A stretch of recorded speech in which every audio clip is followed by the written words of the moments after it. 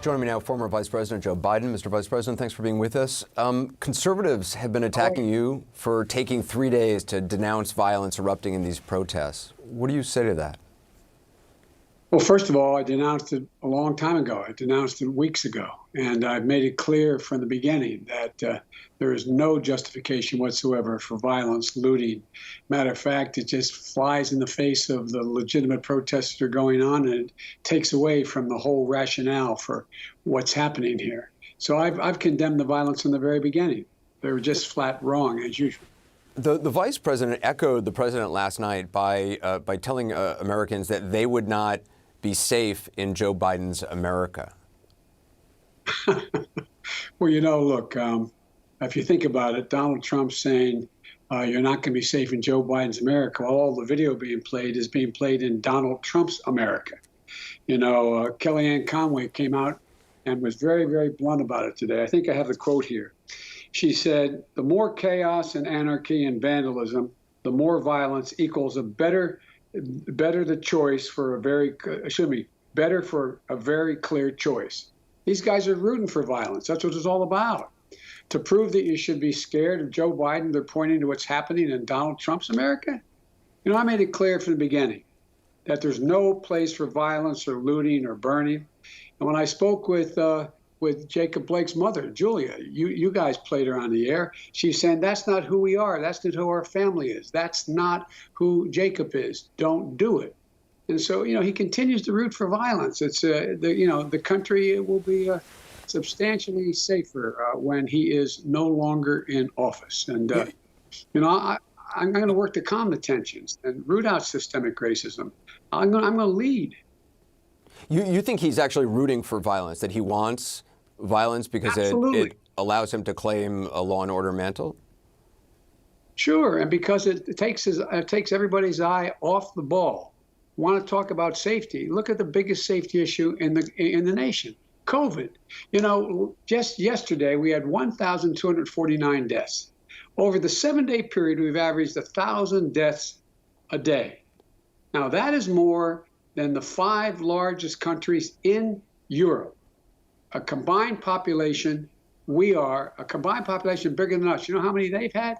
77 deaths a day. He has been incompetent in the way in which he's dealt with this. And not only that, he talks about taking away, he's still in court trying to get rid of the Affordable Care Act, going to take 100 million people with pre-existing conditions and move them in a direction where they can't get coverage. Coverage is going to be lost for someone. And on top of that, I got another quote that I found today that was pointed out to me. This was from August 12th. This is what he said. And the payroll tax, we're talking about funding Social Security, the payroll tax, we'll be terminating the payroll tax. The fact of the matter is the actuary for Social Security said if you do that, Social Security will be bankrupt, not have any money after 2023. We've lost 15 million jobs. We're in a position where you have 50 million people needing Social Security, needing unemployment insurance. And instead of sitting down with the Congress and working something out, he's in one of his golf course sand traps trying to get out of a sand trap. Get us out of this mess, Mr. President. You talked about COVID-19. The CDC just the other day, with virtually no announcement of it, they just changed on their website, changed the guidelines for who should actually get tested, moving away from actually testing people who are asymptomatic. Sources say it was pressured by the Trump administration from the top. Is that change?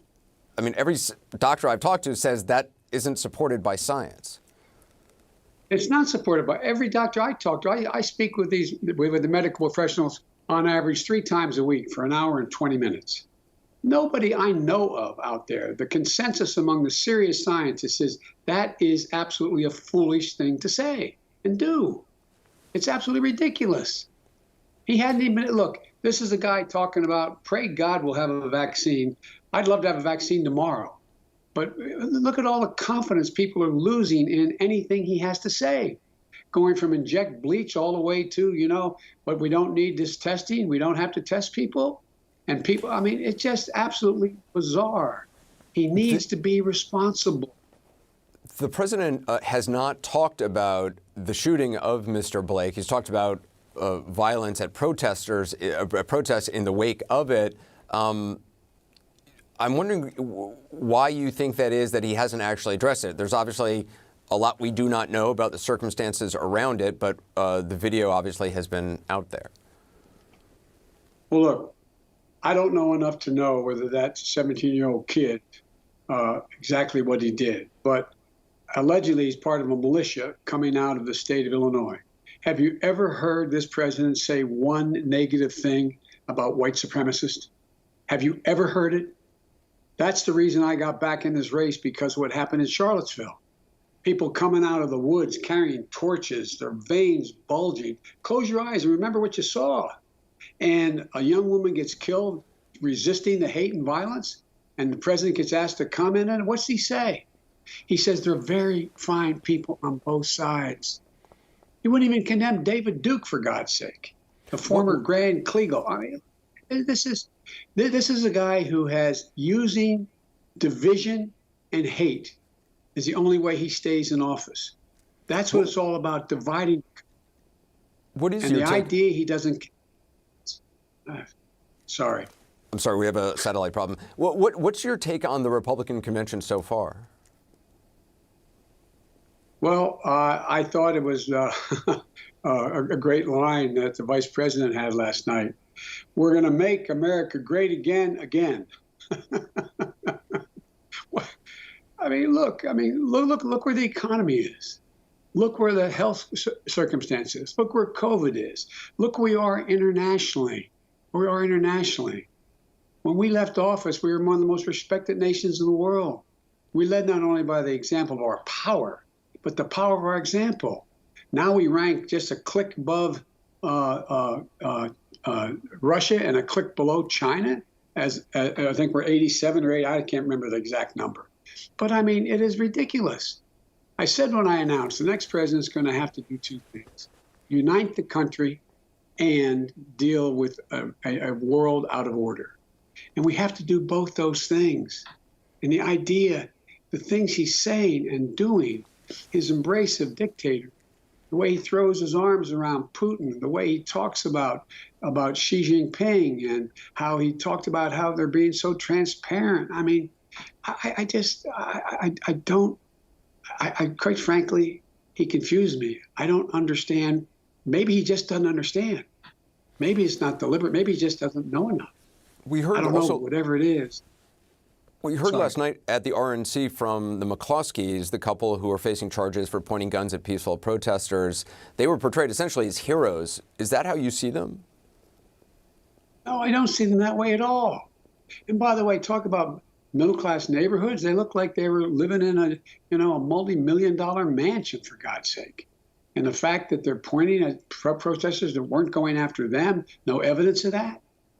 Look, we've got to calm this whole situation down. We got to move in a different. The American people aren't buying this. You have over 70-some% of the American people saying there is systemic racism. We have a chance to change it without doing anything but helping people. Black, white, Asian, Hispanic, doesn't matter. The country is ready. But the only way he can win, and he and Pence can win, I mean, you imagine I'm getting attacked on my religion by Donald Trump? When's the last time he darkened the doorway of a church? Come on. We've seen athletes just in the last several days stepping back from actually playing any games. The president just called the NBA a political organization. The White House and a Pence advisor today dismissed protests as silly. Jared Kushner weighed in on their salaries and they can afford to take the night off. What do you make of what we're seeing in the NBA and the WNBA and Major League Baseball? People, what Trump knows but won't acknowledge is a lot of these men and women have had brothers, sisters, husbands, wives who have been victimized just because of their color. Just because of their color. These aren't people who, in fact, are out there just they don't need any more attention. They are sick and tired. They're sick and tired. The Bucks coach, did you see him on? Maybe you had him. I was watching on your station, on your show, standing there almost crying, saying, "We love America so much. Why don't they love us?" I'm paraphrasing it. The vast majority of the American people are ready to deal with systemic racism. And all this administration does is keep pouring gasoline on the fire. They don't have a dog whistle, they use a bullhorn. It's all about division. America's always been about addition. Addition. We can deal with these problems, make the world better for the country better for all of us, everyone, everybody. We really can. The country's ready.